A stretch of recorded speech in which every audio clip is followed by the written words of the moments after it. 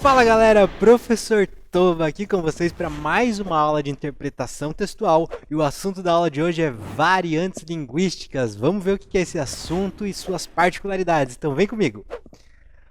Olha só, para trabalhar o que é variante linguística, eu trouxe das nossas outras aulas o conceito de linguagem e língua e a gente vai prosseguindo com o debate. Então, olha lá, para você lembrar, linguagem é a capacidade de expressão e comunicação através de um sistema de signos convencionados. Se você não lembra disso, volta para a aula anterior para confirmar.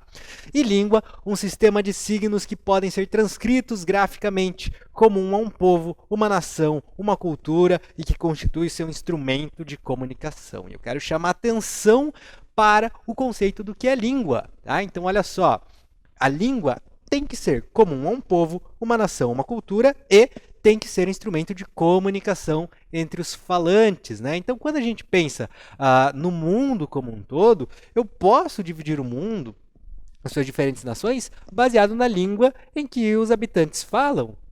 Diferentes regiões terão diferentes línguas. Mas mais do que isso, a língua, né, de uma determinada região, de determinado povo, está ligada à identidade. Né? Na Espanha falam espanhol, na Inglaterra falam inglês, na China falam chinês, e isso contribui como elemento cultural de cada um desses povos. Né? Então, quando eu penso na língua, eu penso não só naquele conjunto de signos convencionados, mas que há algo que representa a identidade nacional de cada indivíduo, de cada região, de cada país, certo? E aqui no nosso Brasil não é diferente. O nosso Brasil tem duas línguas oficiais, tá? A primeira coisa que você tem que ficar ligado, ó.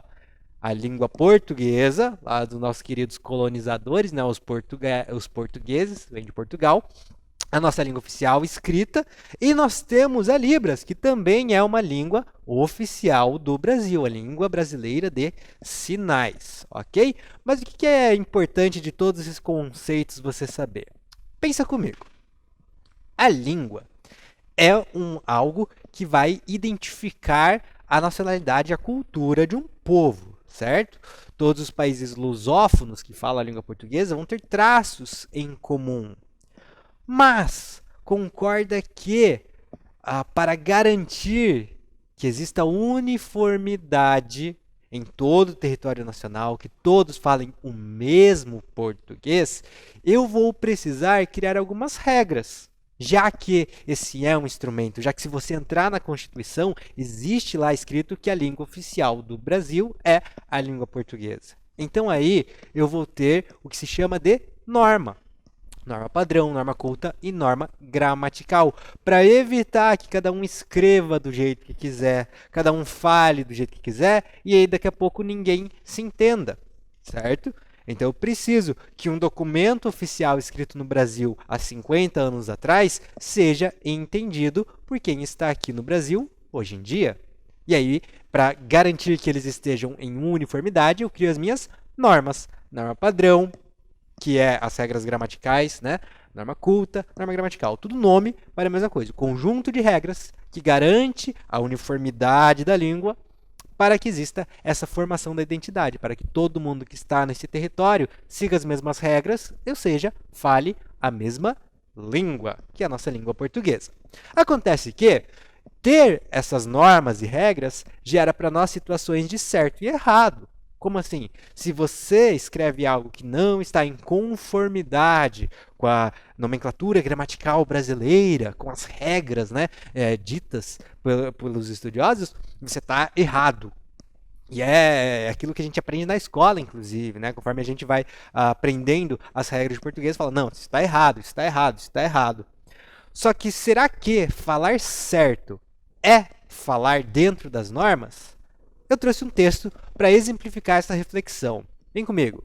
Olha só, tem um texto aqui do Chico Anísio, eu peguei só um trecho dele, mas que ele fala justamente de como o português é um código, mas é um código simples, né? Qualquer um consegue falar e entender português. E aí olha só como ele trabalha essa ideia. Sejamos debatíssimos, saiamos da hebetude desta sorda panice undíflua, diante a que estamos da gambérrea de um Pacóvio que já canonizou por Alboroqueses, que hoje rebimbado plebeiza a nossa língua. Mas quem é que não entende o português? Nosso idioma é de uma clareza vítrea e búrnea de facílima captação. Os odiernos é que tudo me choutearam com uma verbiagem que nada mais é do que um mistifório, com palavras impedientes de qualquer entendimento.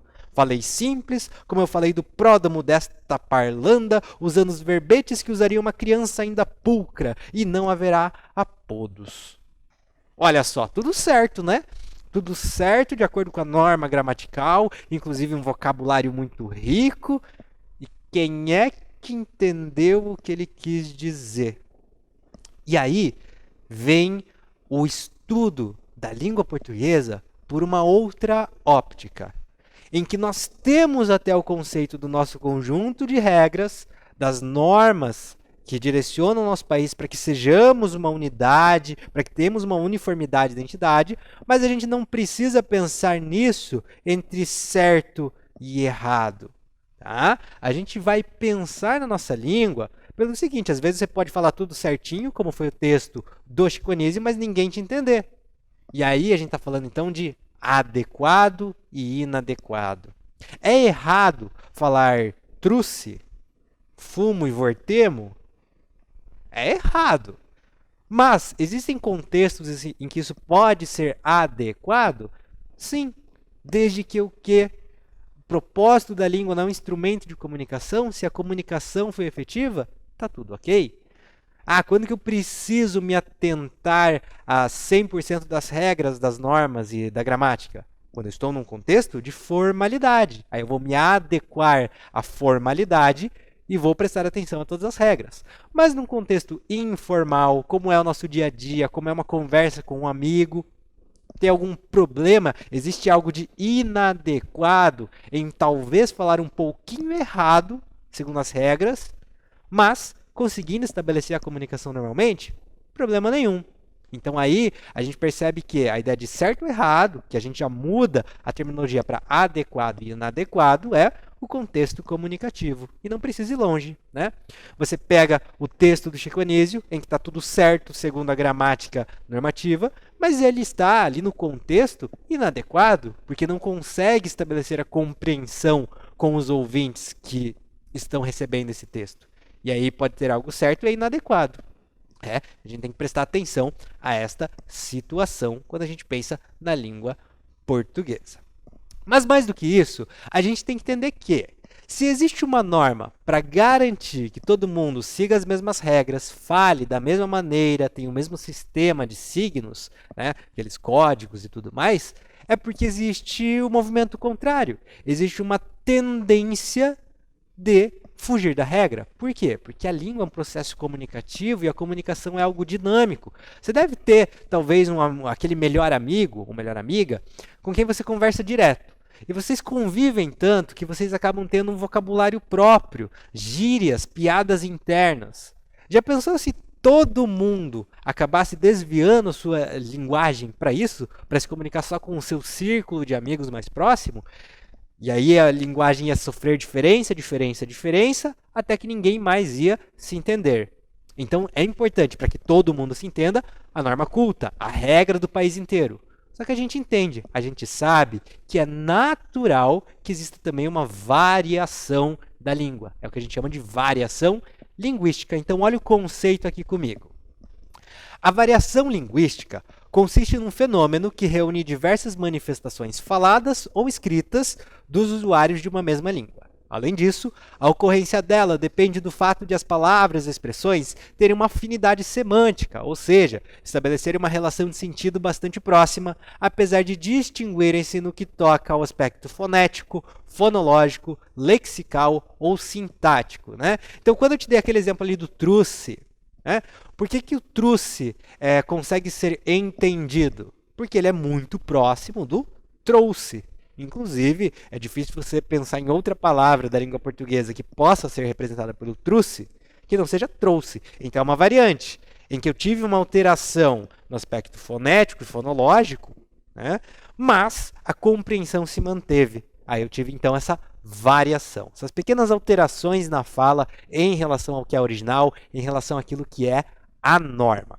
Esta variação pode ocorrer por causa de alguns critérios. Então convém que nós conheçamos esses critérios que fazem que alguns falantes, né, estejam distantes da norma culta, da norma gramatical, como nós vimos. Então olha lá, que formas isso pode acontecer? Primeiro, uma variação que a gente chama de diatópica, também conhecida como variação geográfica. Se eu penso na língua portuguesa, a língua portuguesa como um todo, ela tem 9 países lusófonos que já oficialmente aderiram à língua portuguesa. Só que esses 9 países, observa aqui no mapa, estão espalhados pelo mundo, e bem distantes um do outro, em condições de clima, em condições de sociedade totalmente diferentes um do outro. É natural que se espere que, por estarem em regiões diferentes, acabem tendo desvios da língua uns em relação ao outro, né? Um exemplo que eu posso te dar, Portugal.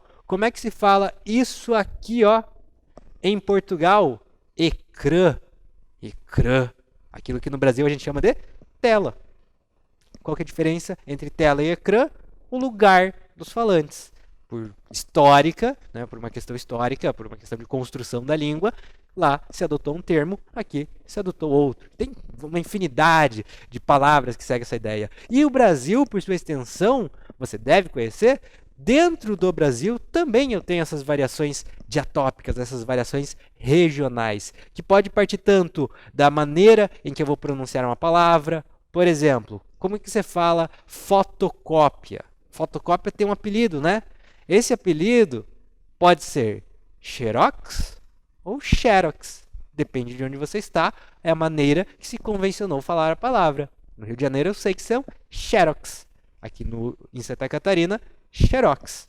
Então aí você tem essas situações geográficas que dão essa diferença de pronunciação. Outra coisa, os próprios vocábulos podem ser diferentes, como é o caso de aipim, macaxeira, ou jerimum e abóbora, né? Todas as situações locais também podem ter algumas alterações. E aí tudo isso são particularidades de uma variação linguística diatópica, aquela que dependendo do local do falante, ele vai ter particularidades na maneira que fala, ou nas palavras que ele usa para se comunicar, ou às vezes até numa entonação, que é o que a gente acaba chamando de sotaque, né? Que é um aspecto fonético do processo comunicativo. Então, a primeira variação é a diatópica.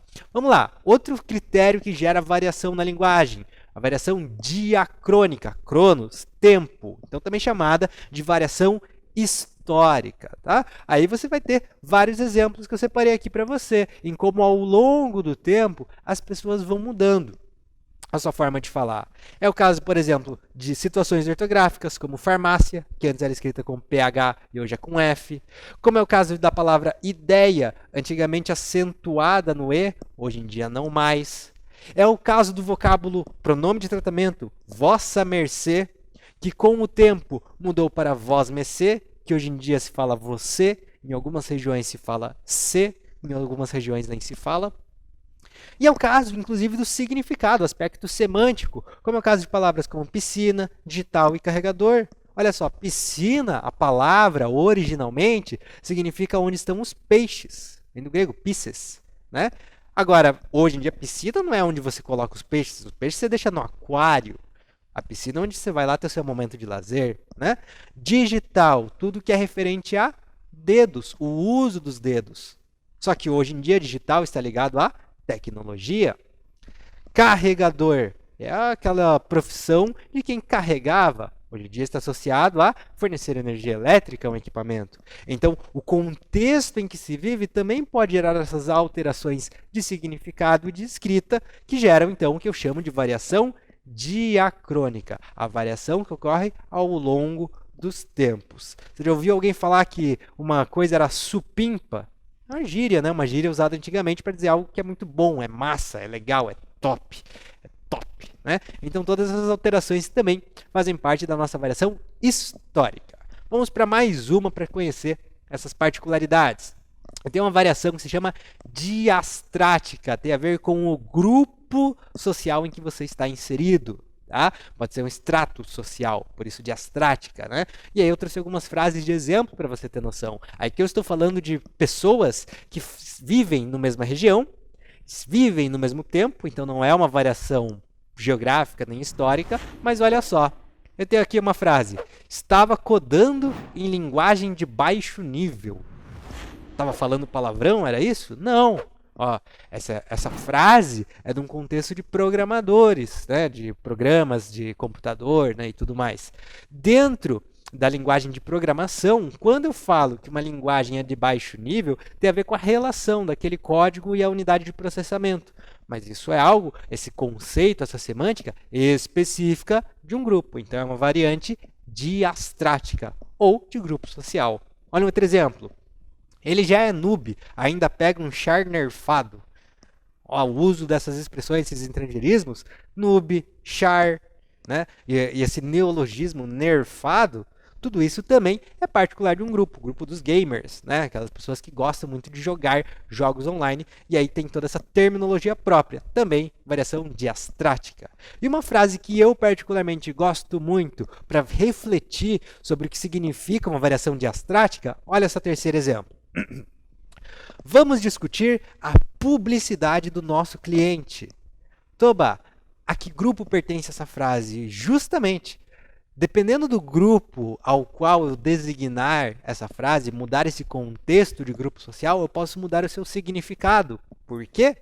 Porque se eu estiver falando, por exemplo, com alguém que trabalhe com marketing, com propaganda, discutir a publicidade do nosso cliente tem a ver com uma campanha que eu vou fazer, né, de propagandas, de comerciais, tem a ver como eu vou realizar as minhas ações comerciais.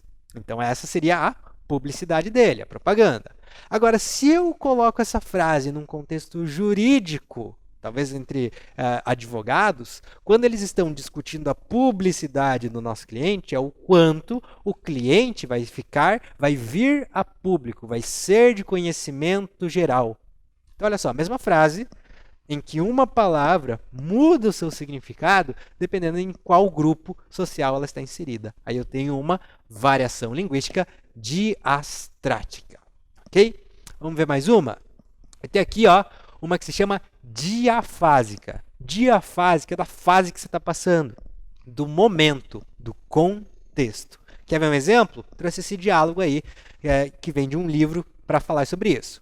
Gerente, boa tarde, em que eu posso ajudá-lo? Cliente, estou interessado em financiamento para compra e veículo. Gerente, nós dispomos de várias modalidades de crédito. O senhor é nosso cliente? E aí o cliente diz, sou Júlio César Fontoura, também sou funcionário do banco. E aí o gerente, Julinho, é você, cara? Aqui é a Helena. Você está em Brasília? Pensei que você ainda estivesse na agência de Uberlândia. Passa aqui para a gente conversar com calma.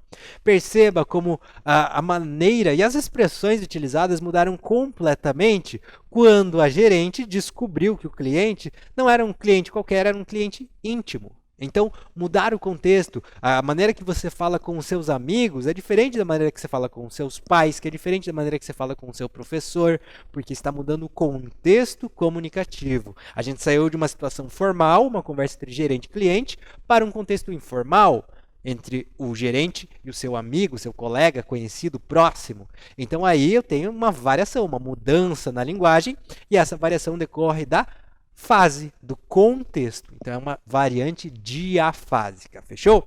Olha só. E ainda temos aqui o que se chama de variante diamésica. O que é uma variante diamésica? Aquela que varia com o meio de comunicação, o meio comunicativo. E para exemplificar, eu trouxe dois contextos diferentes. Dois amigos conversando ao vivo, falando, né? E aí, tudo beleza? Quanto ficou a janta ontem? Tava muito boa. Tudo certo, e você? Relaxa que depois a gente acerta. Tem a conta do outro dia para acertar também. Ok, conversaram. Esta mesma conversa, se for transposta para um meio digital, como é uma conversa por aplicativo de celular, observe. E aí, TDBLZ? QTO ficou a janta ontem? Tava uma DLC, OBG pelo convite. Abreviações, né? Abreviações são muito comuns na nossa língua portuguesa. Então, quando ele fala TDBLZ, tudo beleza? OBG, obrigado. DLC é delícia. Mas essa mudança na estrutura das palavras, só pela mudança do meio em que eu estou me comunicando, é também uma variante diamésica, aquela que tem a ver com o meio de comunicação em que eu estou utilizando, né? Então, olha lá também a fala de resposta correspondente. TD certo, EVC. RLX, relaxa. DPS, depois a gente acerta. Tem a conta do outro dia, TB, que é também. Então essas particularidades todas têm a ver com o meio comunicativo e também formam uma variante linguística, beleza? Dentro desse tema, entender que existe uma norma culta e as variantes, também é importante a gente observar o conceito e a ideia de preconceito linguístico. E aí, para trabalhar essa ideia, eu trouxe aqui um questionamento que apareceu no meu Facebook. Uns dias atrás, um amigo meu estava levantando essa questão, que é, todo mundo tira sarro de quem fala eu trouxe no lugar de eu trouxe. Mas ninguém reclama quando alguém fala eu roubo em vez de eu roubo. Por quê? E aí, depois até respondi esse comentário, comentei com ele a situação. Mas por que, de fato, tirar sarro de quem fala trouxe e não de quem fala roubo? Pelo simples fato, quando eu olho o que faz essas particularidades, essas variações na linguagem, a mudança de roubo para roubo não é particular de nenhum grupo. Agora, trouxe é típico de uma variação astrática, né, de grupo social, de um grupo social de escolaridade menor, ou de educação menor, de renda menor. E aí você associa uma coisa com a outra. Por isso, existe muito mais a ideia de tirar sarro, né? de provocar quem fala trouxe do que quem fala roubo. Porque roubo para roubo é uma coisa geral dos falantes, esse desvio. Mas trouxe é particular de um grupo. E aí esse grupo acaba sendo alvo do preconceito linguístico. A ideia de que, se você não está em conformidade com a norma padrão, você está numa posição de inferioridade. A gente tem que tomar muito cuidado, porque isso não é verdade, tá? Isso é apenas uma característica. A gente falou, a língua, por natureza, sofre alterações, já que ela é um processo vivo e comunicativo, dinâmico. Então é normal que os falantes tenham essas particularidades conforme eles falam. E dependendo do contexto, isso pode estar adequado ou inadequado. Mas em momento algum, isso simboliza a inferioridade de alguém. Ok? E olha só, para você ter ideia de tudo isso, dessa ideia de adequado, inadequado, do preconceito linguístico, existe um grupo em específico que gosta muito de prezar pela norma culta, né, que é o meio jurídico, o pessoal que faz da advocacia, do direito, eles gostam de vocabulário rico de uma norma culta. Né? E aí teve um cara que, inclusive, cansado do juridiquês, né, essa linguagem própria e toda formal dos advogados, ele foi um juiz que proferiu uma sentença em linguagem coloquial. Ok? Então, primeiro eu trouxe a sentença traduzida para o juridiquês, que seria ela escrita num documento normal que você veria. Tá? Olha só. Inconformado com a sentença, que julgou improcedente a ação, recorre o reclamante buscando sua reforma quanto ao vínculo de emprego e indenização por acidente de trabalho. Com contrarrazões sobem os autos a este tribunal. É o relatório. Passo a decidir. E aí, por essa leitura, você sabe dizer o que é o caso e o que foi decidido? Porque essa é a tradução do juridiquês, é como a maioria dos documentos está escrito. Mas o juiz que deu essa decisão, ele escreveu no documento oficial, no bom português falado do dia a dia. E aí, essa mesma informação ficou assim, ó. Para julgar de novo, vou ler as declarações de todos mais uma vez e olhar os documentos. Pode ser que me convença do contrário, mas pode ser que não. Vamos ver. É a mesma coisa. Só que aqui totalmente compreensível. Porque, justamente, a mesma ideia do preconceito linguístico, que coloca os falantes de variantes numa posição inferior, existe o preciosismo, que coloca o uso da norma culta numa posição superior. E isso não necessariamente é verdade. Veja que um documento oficial tem a missão de transmitir as informações a público. E não faz muito mais sentido escrever assim como esse juiz fez em protesto do que da maneira anterior? Talvez. É uma reflexão que fica dentro de todo esse contexto de norma culta e variantes para você pensar, para você ter conhecimento, para você entender. Ok? E olha só, eu fecho trazendo um pensamento que você tem que ter com você. Eu trouxe uma questão E essa questão vai abordar muitas coisas que a gente discutiu na aula e você tem que saber. Segue. Vício na fala de Oswald de Andrade. Para dizer em milho, dizem mil. Para melhor, dizem mió. Para pior, pior. Para telha, dizem teia. Para telhado, dizem telhado. E vão fazendo telhados. Esse poema do Oswald de Andrade denuncia, sim, uma variante linguística, uma variante de um grupo específico, mas o mais interessante é você entender que essas variantes, essas variações, não ocorrem de maneira aleatória, não é um movimento de rebeldia e protesto do falante em que ele, por opção, decide ir contra as regras gramaticais. Não! Isso é algo dinâmico que acontece e é algo sistematizado. Tanto quanto a norma gramatical tem todo um conjunto de regras, essas variantes também têm suas regras. Só que talvez essas regras não sejam escritas e ensinadas. Mas existe toda uma sistemática. Porque observe que aqui existe toda a ideia da supressão do som LH em melhor mió, em telha, teia, a mudança do R final das palavras para uma acentuação, como melhor vira mió e pior vira pió. Então existe uma regra por trás de tudo isso. Existe valor a ser observado. Vamos ver o que a questão que trouxe esse texto abordava? Vamos ver. Olha lá. Sobre o texto, é incorreto dizer que A. Demonstre através dos exemplos milho e mil, melhor mió, pior pió, que a língua popular, aparente e caótica, obedece a um sistema. Perfeito. E é justamente por isso que a gente não pode ter esse preconceito linguístico. Não é porque alguém não fala de acordo com as regras gerais, aquela ideia da norma culta, que ele não está tendo um sistema de comunicação. Isso é um sistema de comunicação com particularidades em relação àquilo que é normativo. B. Registra um tipo de fala caipira, de modo com uma das propostas da primeira fase do modernismo, a busca do que seria uma língua brasileira. Aí perfeito, já tem um contexto de literatura que talvez você tenha que lembrar das aulas, mas para o nosso assunto está tudo ok. C. O título Vício na Fala é irônico, pois pode ser entendido como uma alusão ao purismo linguístico defendido pelos parnasianos, preocupados com a correção gramatical. Perfeito também, né? Essa ideia do purismo linguístico, a ideia de que se ele está falando diferente é um vício da fala. Então existe toda essa construção de sentido. D. A suposta inadequação da fala, considerada gramaticalmente errada, não impede a eficácia da ação, já que as pessoas continuam fazendo telhados. E essa ideia é a principal, tá? Se naquela ideia de certo e errado, adequado e inadequado, eu tenho desvios da minha regra gramatical, mas ela consegue estabelecer a comunicação, se as ações continuam ocorrendo normalmente, qual é o problema daquela variante? Obviamente, eu não vou utilizá-la em um contexto formal, em um contexto em que eu vou prezar pelas normas, mas no dia a dia não tem problema nenhum e não é um símbolo de inferioridade. Isso tem que ficar muito claro na cabeça. Por quê? Porque, primeiro, é verdade, é vivência que você tem que ter isso dentro de ti, e segundo, porque as provas têm cobrado essa ideia do preconceito linguístico também. E no final, a E, nós estamos buscando a incorreta, né?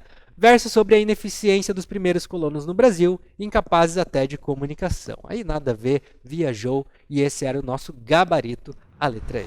Fechou, galerinha? Então, eu espero que vocês tenham entendido a ideia de por que nós temos variantes, como as variantes ocorrem e, principalmente, a variante, por mais que não esteja de acordo com as regras gramaticais, é tão válida quanto outras. Eu sempre tenho que pensar se o contexto está adequado ou inadequado ao nível de informalidade ou de formalidade em que eu estou falando. Tudo isso e mais um pouco nas nossas próximas aulas de interpretação. E por enquanto é isso. Até mais!